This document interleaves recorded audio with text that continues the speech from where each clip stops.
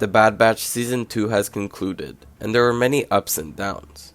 In this video, I'll give my thoughts and review of this season, and at the end, I'll be ranking it from 1 to 10. So without further ado, let's get into it.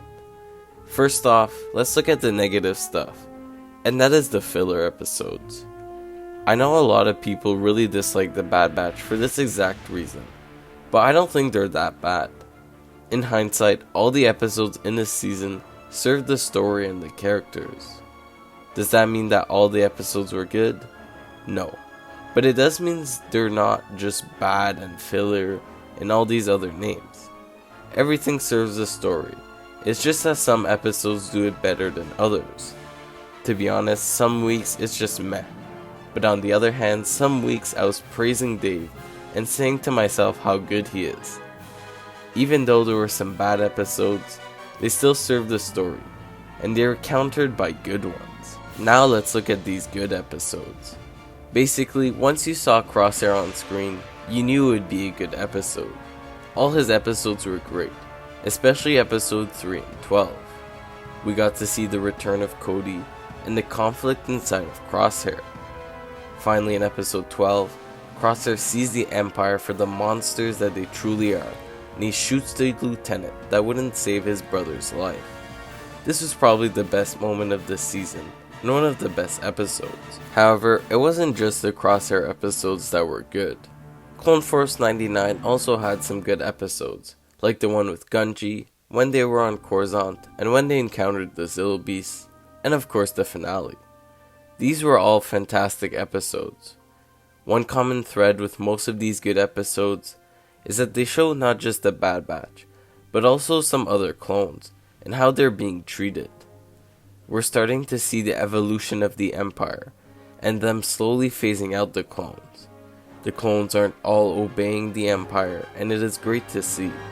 I'm sure that the next season, or whenever the final season is, that there will be a big clone uprising, and I'm very excited to see that. At the end of this season, the heroes are beat up, and Tech dies, but I don't think he's really dead. Omega gets captured, and she's reunited with Crosshair. Hunter, Wrecker, and Echo are now solely focused on getting Omega back, and if they're able to do so, then they'll rest and put their hats down on Pabu. However, I don't think it'll be a happy ending for them. Someone is bound to die, if not the whole batch. Another great part about this season was Dr. Hemlock, and diving in deeper into Mount Tantus, and all the experiments that are going on there. We got to see that they managed to clone the Zillo Beast, and that they'll use its armor for something. We also got the reveal at the end that the staff there are clones, and that they're sisters of the clone troopers.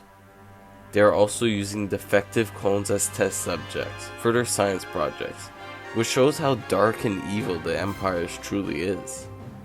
Now, I don't think that many of these experiments will work out in time, but I do think that there will be something available for Thrawn when he comes back. This season had some great episodes, some of them even coming close to peak Clone Wars. These episodes were better than any of the episodes in Season 1, which is a good sign, since they're improving. Some of these weeks were really good, and I will miss the Bad Batch when they're gone. Despite all the delays for this season, it turned out good, and I really enjoyed it.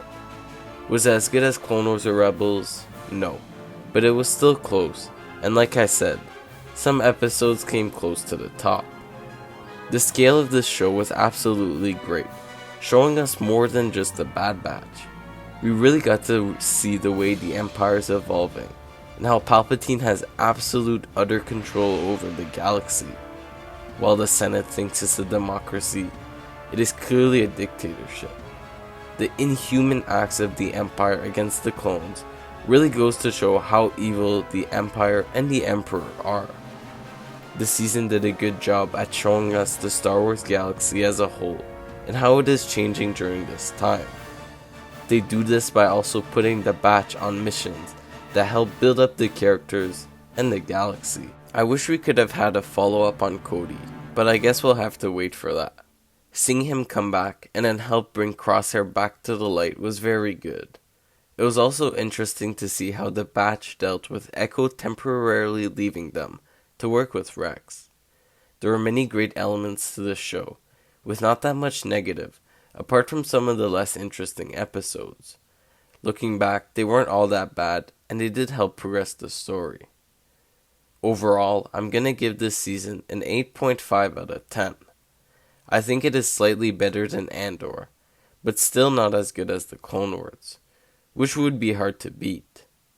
If you guys enjoyed the video, leave a like and comment down below your own ratings and thoughts about Season 2 of The Bad Batch. Subscribe to the channel if you're new, to not miss out on any more great Star Wars content. Click the video on screen, and apart from that, have a great day.